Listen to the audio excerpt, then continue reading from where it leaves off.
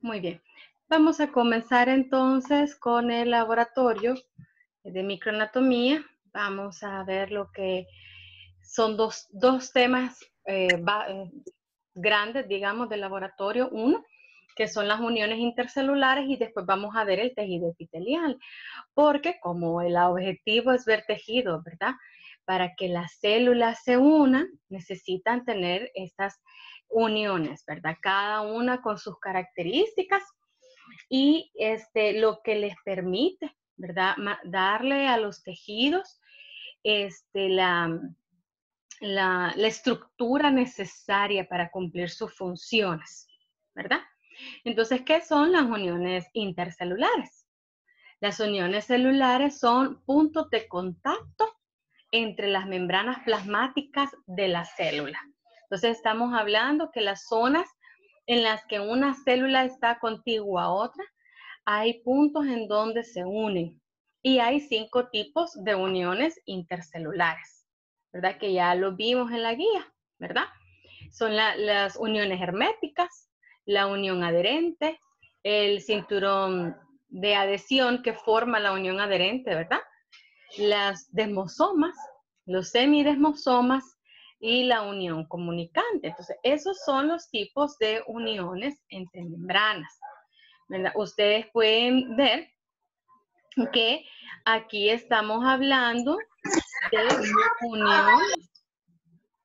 uniones de membranas una contigua a la otra, ¿verdad? Y también vemos la unión de la célula hacia la membrana basal.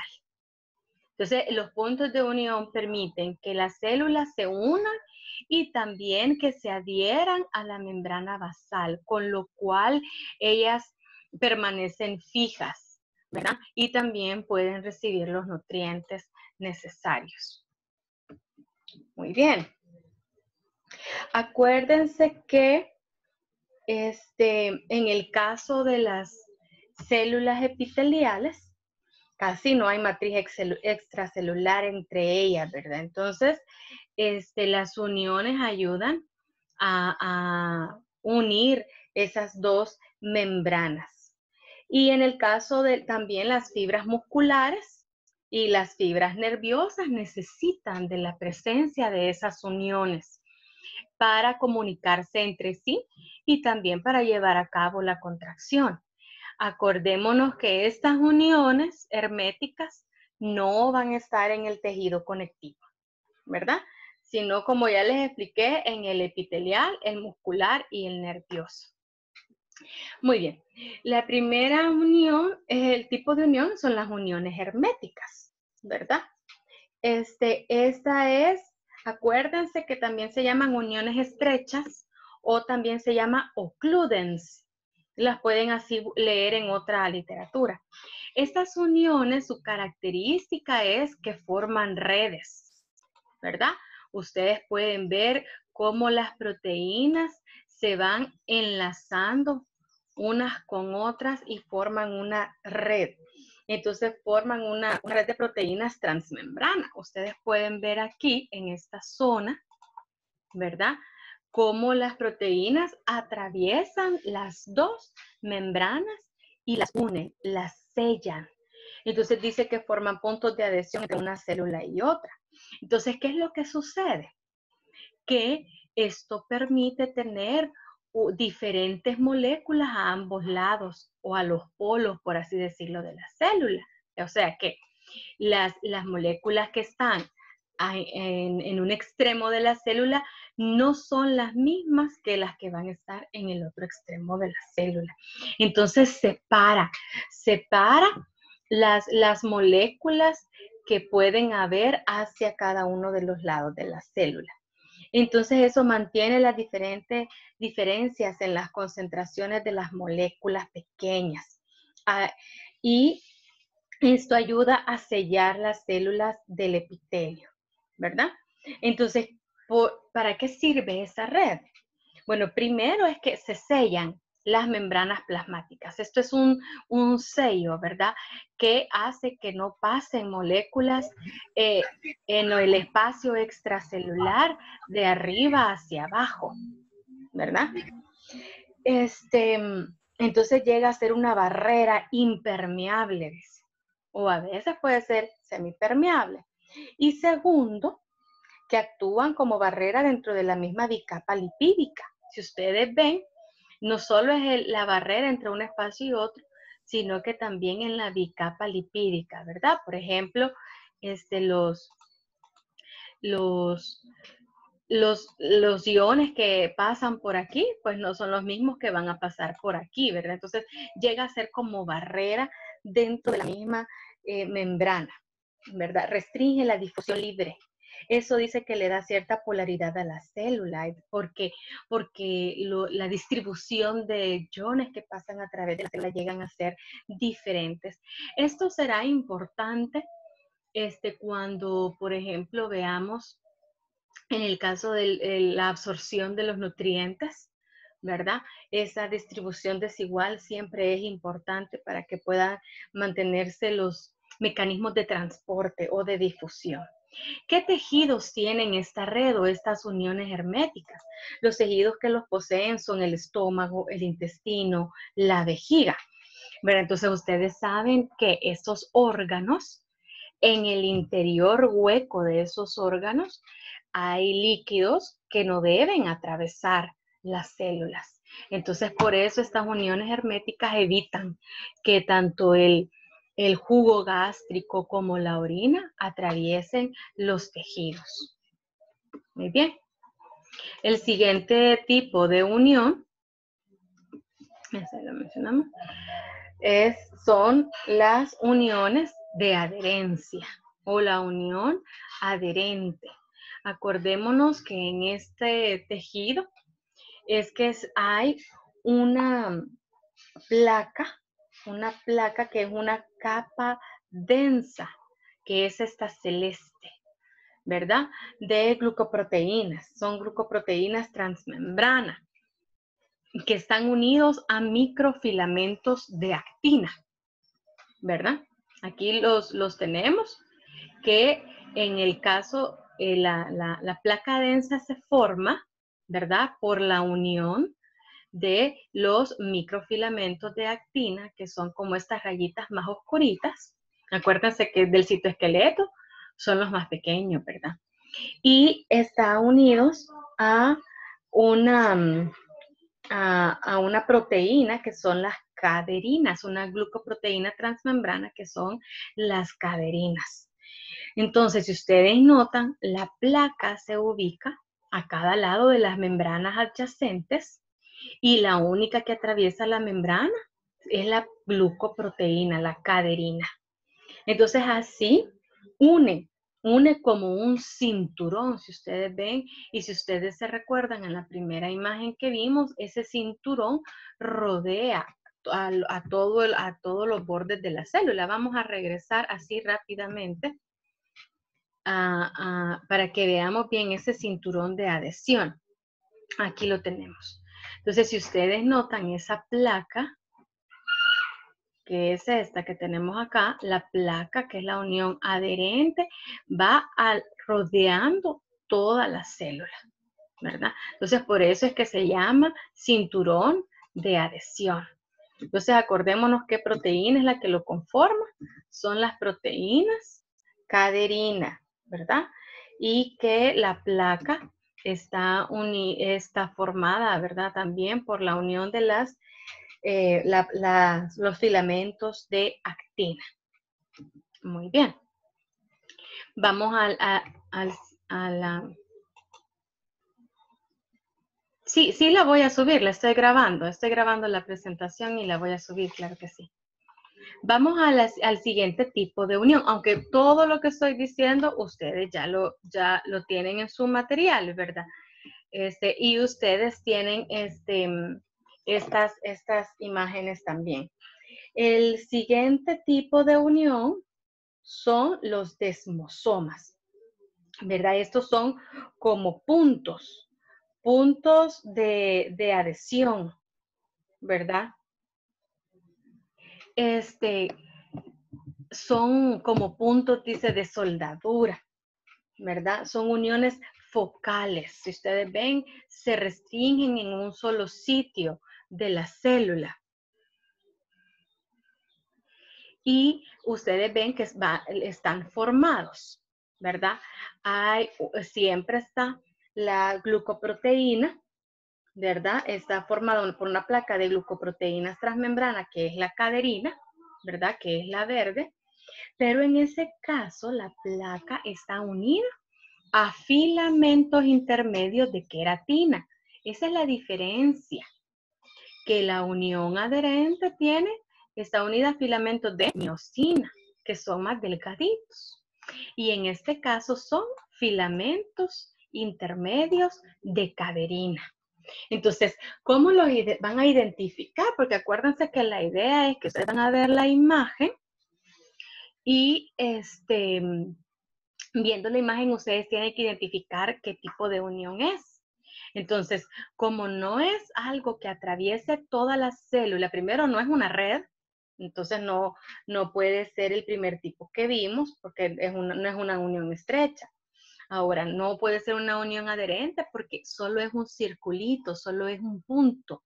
Acuérdense de esto, que el desmosoma solo es un punto dentro de la célula y que está unido a filamentos de queratina.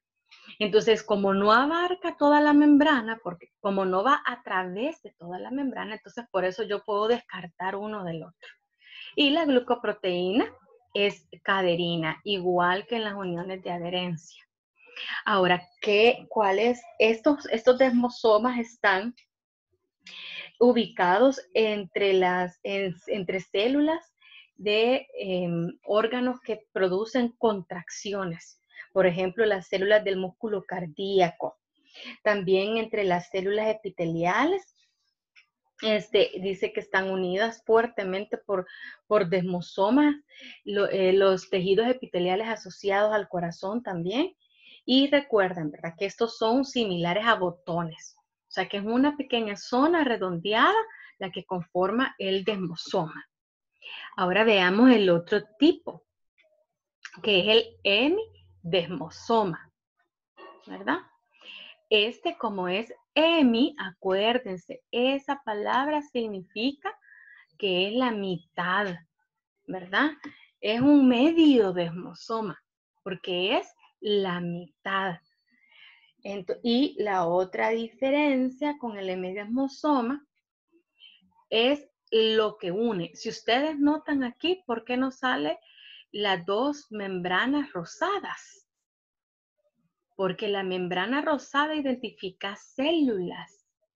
Y entonces, esta membrana morada que sale aquí no es membrana celular, sino que es la membrana basal, ¿verdad?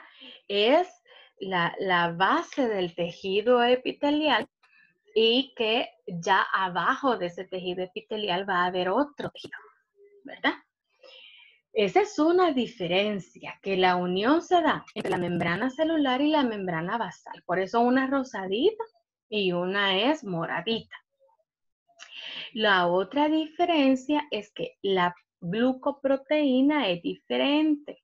Es una glucoproteína transmembrana, pero es una integrina. Vean, es una integrina. Entonces, es una glucoproteína diferente. Si ustedes se ponen a ver la forma específica de la glucoproteína, van a encontrar la diferencia. Entonces, en el hemidesmosoma son integrinas. En el desmosoma dijimos que había caderinas, ¿verdad? Muy bien. Ahora, el hemidesmosoma siempre está unido a los filamentos de queratina. Eso sí, siempre está unido a filamentos de queratina. Solo diferencia las partes que une, que en este caso es membrana plasmática y membrana basal, y la proteína, la glucoproteína transmembrana, que es una integrina. Muy bien, ahora el otro tipo de unión son las uniones comunicantes. Y son uniones comunicantes, también se llaman uniones de hendidura o uniones gap, ¿verdad? Estas funcionan, si ustedes se recuerdan, como poros, ¿verdad? Son como poros y están formadas por pequeñas moléculas que forman esos poros entre las células, en las membranas de las células vecinas, ¿verdad? Son aproximadamente, dice, unas 6 proteínas transmembranas las que conforman estos poros, ¿verdad? Aquí tenemos los poros que ustedes ven, forman túneles y comunican una célula con la otra, o sea que estos túneles pueden permitir el paso de sustancias a través de ellos de una célula hacia la otra, ¿verdad? Estas proteínas se llaman conexinas y el complejo se llama conexones, ¿verdad? Entonces son túneles llenos de líquido. Eso permite intercambiar iones. Cuando una molécula pasa, ¿verdad? Desde una célula hasta la otra, eso genera una comunicación, eso genera una conexión y eso forma un acoplamiento. ¿Eso qué quiere decir? Que lo que haga la célula de la derecha va a hacer lo mismo la célula de la izquierda. O al revés, tendrían que haber sido los puntitos, ¿verdad?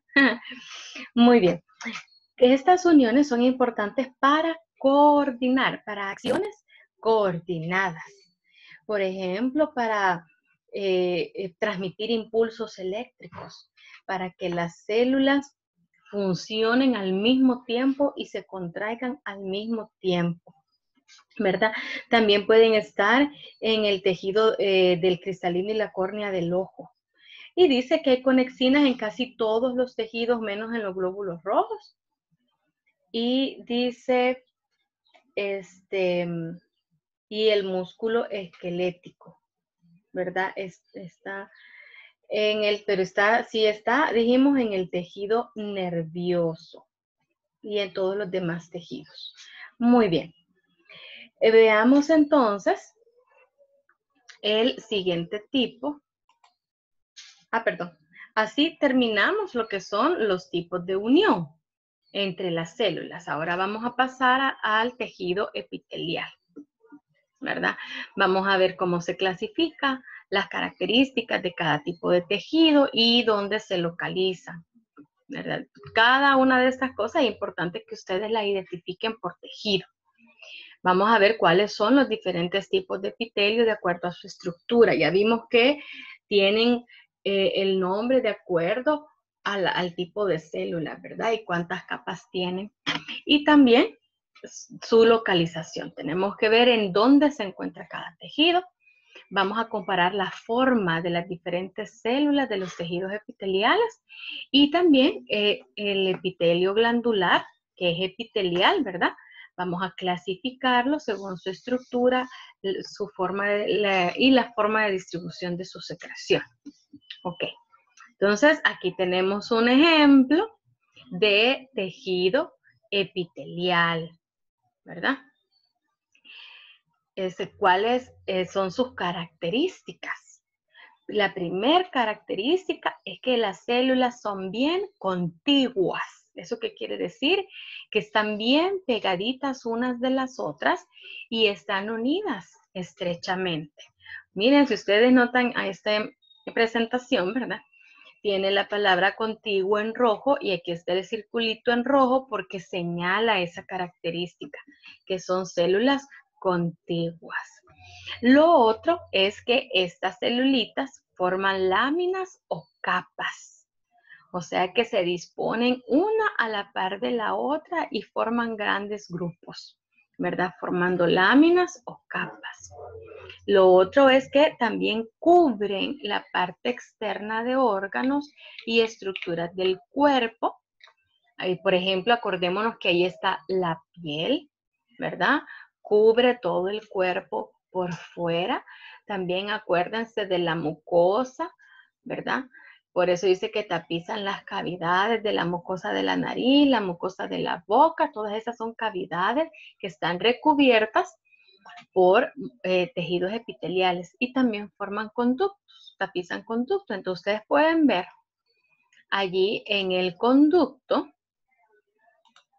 ¿verdad? Que todas estas celulitas que están aquí es el tejido epitelial y que reviste el conducto, ¿verdad? Entonces, lo cubre, lo está cubriendo internamente, ¿verdad? Lo que da hacia la luz del tubo. Muy bien, sigamos. Se conocen como epitelios. O sea que los tejidos epiteliales se pueden nombrar como epitelios, ¿verdad? El epitelio de cobertura y de revestimiento son los que vamos a ver primero, ¿verdad? Y después el epitelio glandular. Muy bien. Veamos otras características. Otro dato importante de los epitelios es que, si ustedes notan, su origen embriológico es de las 3 capas germinales. Del ectodermo proviene la mayor parte de la piel y el revestimiento de las cavidades naturales, que son el ano, la boca, las fosas nasales, los poros de la piel. Del endodermo surge el epitelio de casi todo el tubo digestivo y el árbol respiratorio, el hígado y el páncreas. Y del mesodermo surge el epitelio restante, como el de los riñones y los órganos reproductores, ¿verdad? Entonces, las otras características de estos epitelios es que las capas de células están unidas ajustadamente. O sea que el epitelio constituye un grupo de células que están muy unidas entre sí, ¿verdad? Por uniones intercelulares estrechas, uniones de adherencia y desmosomas, ¿verdad? Entonces, por eso ven ustedes aquí que como están tan unidas, va a haber una poca matriz extracelular. Acuérdense que el líquido que rodea las células se llama matriz. Entonces, en los epitelios hay poca matriz extracelular, ¿verdad? Están separados del tejido conectivo subyacente. Si ustedes se recuerdan que los epitelios forman la parte externa o superficial. Ellos no están cubiertos por nada, ¿verdad? Entonces, por eso los otros tejidos están abajo de los epitelios, ¿verdad? Entonces, aquí en este caso, el epitelio, que son estas celulitas cúbicas, están en la parte superficial y abajo de ellos está el tejido conectivo.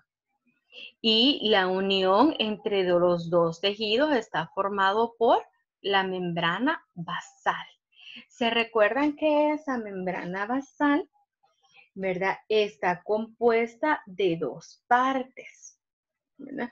Que está compuesta por la lámina basal, que es la lámina que está unida a las células epiteliales, cabal, esta parte verdecita, ¿verdad?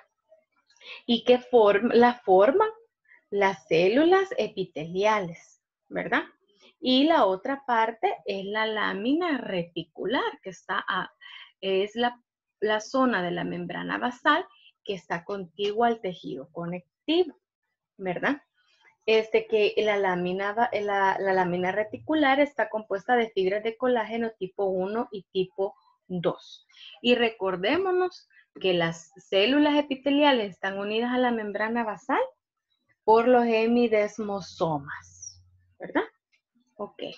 La otra característica es que, por ejemplo, ciertos tipos de epitelios en sus superficies libres, las células tienen estas estructuras, que son estas estructuras que tienen movimiento, ¿verdad? Son los cilios, ¿verdad? Este epitelio que tiene cilios está más que todo en las vías respiratorias y también dijimos en la trompa de falopio, ¿verdad? Que ayudan a eliminar sustancias extrañas. También acordémonos que recubren, ¿verdad? Lo que son el revestimiento interno, bueno, ya dijimos de las cavidades, los órganos huecos, ¿verdad? Otra característica es que este tejido es avascular. ¿Qué quiere decir? Que en medio de las células no hay vasos sanguíneos. No hay. Si ustedes ven, aquí la membrana basal constituye como un límite, ¿verdad? Entonces, los vasos sanguíneos solo los encontramos en la parte que está abajo de la membrana basal.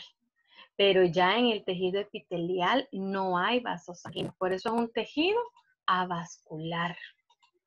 Entonces, el tejido conectivo, que está abajo del epitelio, es el que le va a dar nutrición y oxígeno mediante difusión y a través de la membrana basal. Entonces, todos los nutrientes van a ir por difusión, ¿verdad? A través de la membrana basal, ¿verdad? Entonces, ahí tenemos que la parte superficial siempre es el epitelio, la parte subyacente es tejido conectivo y lo que está entre ellos es la membrana basal. Muy bien. Si se nos corta o se nos acaba la reunión, nos volvemos a unir. Ustedes ya saben, ¿verdad? Ok. Sigamos con las características de los epitelios. Los epitelios forman coberturas en todo el cuerpo y rara vez van a quedar cubiertos por otro tejido. Y siempre van a tener una superficie libre y otra basal, ¿verdad? Eso es característico de este tejido, que como ellos no quedan cubiertos, entonces una parte de la célula va a quedar hacia el aire libre, por así decirlo. Queda al aire libre. Y esa parte de la célula se llama superficie apical. Es la parte libre. Y hay otra parte del tejido que va a quedar unido al tejido subyacente y esa va a ser la parte o la superficie basal, ¿verdad? Que está unida a la membrana basal, que ya dijimos es a través de la cual el tejido va a obtener sus nutrientes. Entonces eso también es importante porque hay ciertas estructuras, ¿verdad? Que identifica cuál es la parte apical y cuál es la parte basal. Eso siempre tenemos que poder diferenciarlo. Entonces, en la parte apical podemos encontrar microvellosidades, esterocilios y cilios. Los vamos a identificar cada uno de ellos. Estos se encuentran en la superficie apical o libre de las células y diferencia el tejido y también su función y su localización. Por lo menos ya vimos de las cilios y las microvellosidades, que las microvellosidades no tienen movimiento, ¿verdad? Pero el cilio sí, tiene un movimiento como de un remo, dijimos. Ahora veamos la clasificación del tejido epitelial, ¿verdad? El tejido epitelial, según la forma de las células, se puede clasificar de tres maneras. Una manera es epitelio escamoso plano pavimentoso. Como son bien delgadas, parecen escamas, parece el suelo, parece pavimento. Si las vemos de arriba hacia abajo, es como que estuviéramos viendo los ladrillos unidos uno con otro. Entonces, por eso es epitelio plano, escamoso o pavimentoso, cualquiera de los tres nombres. La otra forma celular es la célula que tiene casi todos sus lados iguales. Entonces, por eso es cúbico o cuboidal, porque tiene sus 4 lados iguales. Pero dice que algunas veces estas pueden ser un poco redondeadas, ¿verdad? Y el otro tipo de epitelio es que estas son células que son más largas que anchas. Entonces, por eso es un epitelio cilíndrico o columnar, ¿verdad? Parecen columnas porque son delgadas y altas. Entonces, esas son las tres formas celulares y según es la forma celular se pueden clasificar estos epitelios. Ahora, también los podemos clasificar según el número de capas de las células que lo conforman. Ya dijimos, ¿verdad? Si es una sola capa, el epitelio se clasifica como epitelio simple. Una sola capa de células. Pero si tiene múltiples capas, tiene de 2 a muchísimas, entonces el epitelio se llama estratificado, ¿verdad? Entonces ustedes deben de acordarse, una capa simple, muchas capas estratificado. Eso es algo que deben acordarse para identificar el tejido, ¿verdad? Porque lo más seguro es que les pregunten, les pongan una imagen y les pregunten el nombre del epitelio. Entonces ustedes tienen que identificar, ¿verdad? La forma de la célula y la cantidad de capas.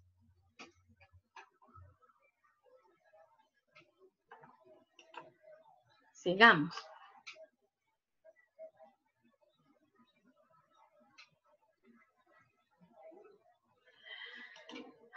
Muy bien. Entonces aquí tenemos los distintos tipos, ¿verdad? En la primera parte de la diapositiva tenemos epitelios simples, ¿verdad? Que forman una sola capa de células, que esta puede ser una lámina recta, que puede ser, que miren, esa lámina puede tener invaginaciones, ¿verdad? Entonces se hace como curva hacia adentro o puede formar tubos, ¿verdad? Entonces el epitelio simple, ¿verdad? Puede, por la presencia de las fibras de actina, ¿verdad? Entonces por eso es que puede tomar estas diferentes formas. Puede ser una lámina continua, puede tener estas depresiones o puede formar tubos o túbulos, ¿verdad? Ese es como que si cortáramos un tubito. Muy bien, ahora también tenemos el epitelio estratificado. Aquí vemos que el epitelio estratificado es una gran cantidad sucesiva de capas, ¿verdad? Y ustedes aquí en los cortes de los tejidos también pueden ver cómo se van observando esas capas. Ustedes pueden ir identificando las capas de acuerdo a los núcleos, ¿verdad? Que están, digamos, en posiciones similares. Entonces, esas son distintas capas, ¿verdad?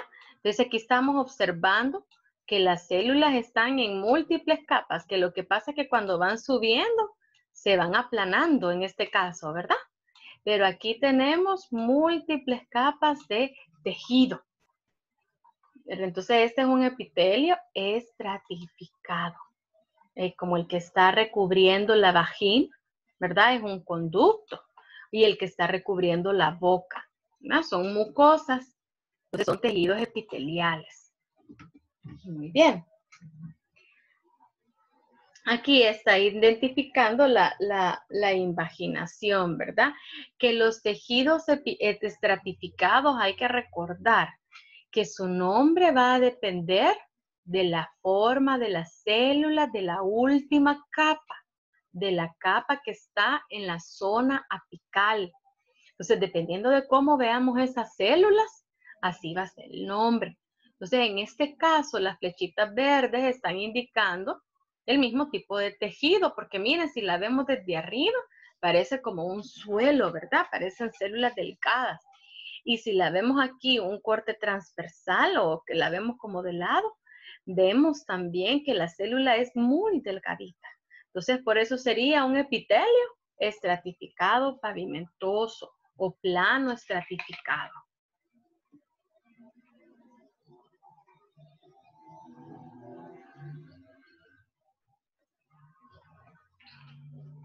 Entonces,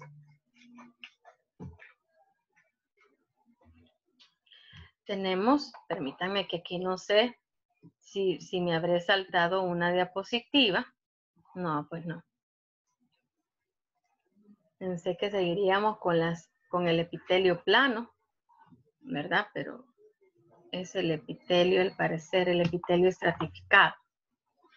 Que esta presentación, cuando va poniendo letrita por letrita, se tarda. Ok, entonces, algo que hay que aclarar, ¿verdad?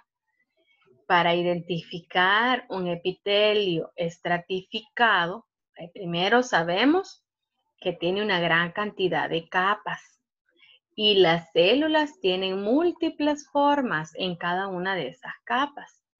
Pero para identificarlo nos vamos a fijar